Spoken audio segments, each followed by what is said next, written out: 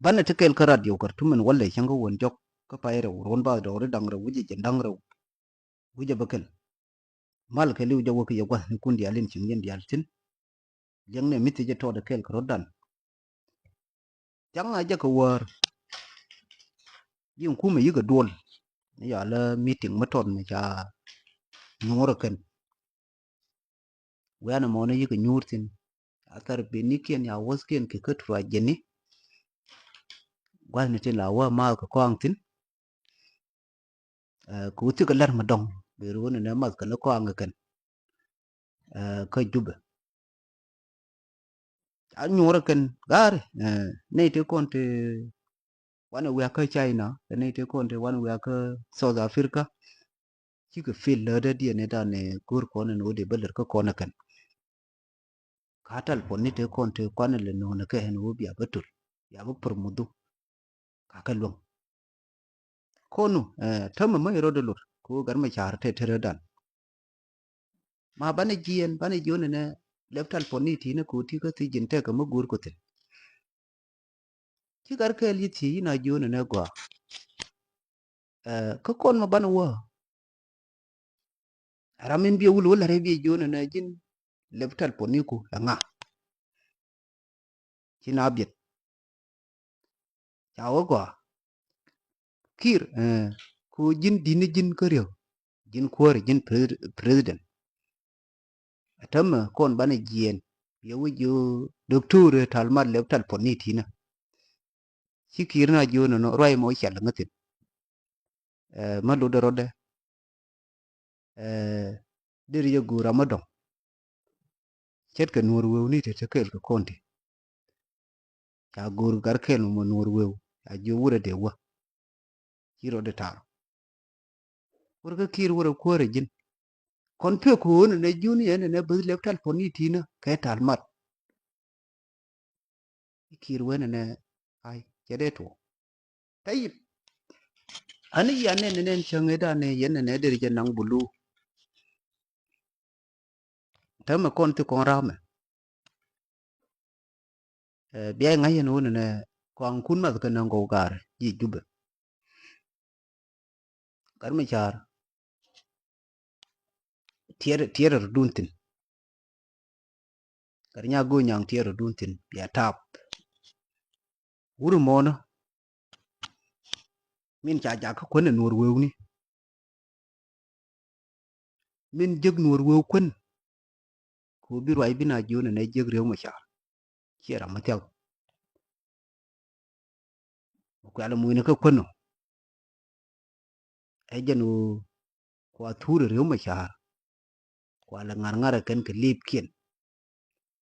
ko bi awule kid yene tin ko ne to ji tayar tin yari ala ka ko ne rew ma cha bu ko to sudan rew ma cha be la ko ka to sudan many people ka ye they know who is dr rew ma cha many people they know this guy is be rule the people of South Sudan for one day ngai yene tilra mo kuje kuje ne tin kon chal ka nur won tin kon roj niya tin kon ka ka rodien ka kwen tin ya ku no kwen nyam dien ken ne yen gar nur won ya we de pe ya we de ju ne tin kon la de ke ne je ka chi ka je ku yen kwen dere je gu nga dien kwen dere je ni ka bi duli churiyo ma jar ti le wan be kwen je tin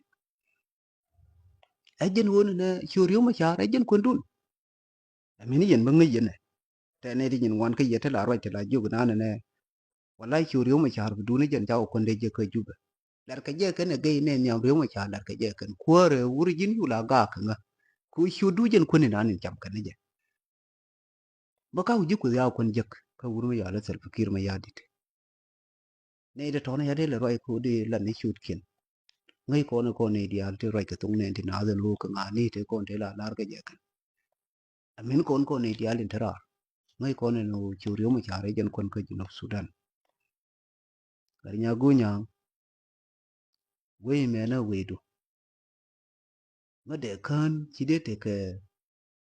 chi po nu te ke lat wan te ler ke tin che de joy la we do min thama min wina wana roi na ka chudu e jen wona na wi jinu ba weido kama jira de ngai na ka sen el fin sita e ja kumun la wargap e ja gor ke shure sasa yen jinu bin kwa jien wake ay kam weidun ko ru ni dang bakel ni tong wan ken long chu ba te ne ken konga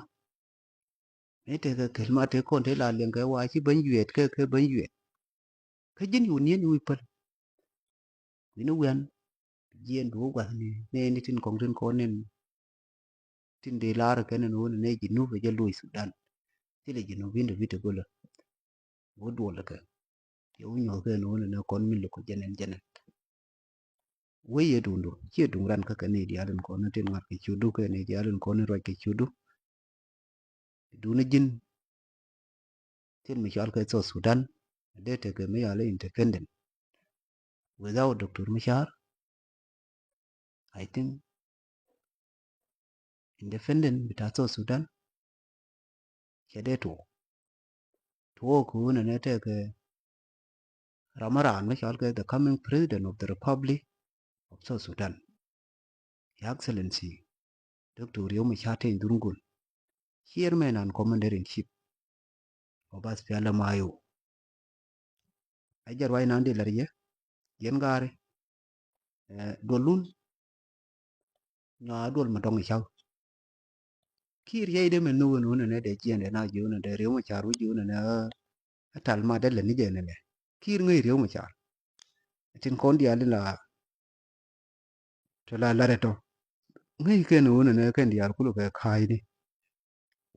mu ji kun ta me de men moy kun ku bi te ku mu bu long Rio Machar mu ji kun ku ne cham ji ke no mu ku ne bes ma ya la ku kam le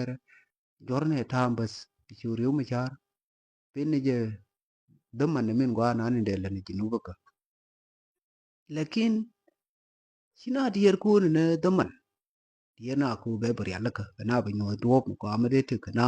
or generation ni ta coming generation ta biben jarwai nan de la yeno te jo gare nor we ni kana yin kuma are ye kan gar ba wul go lu ba wul we yan ngo de nga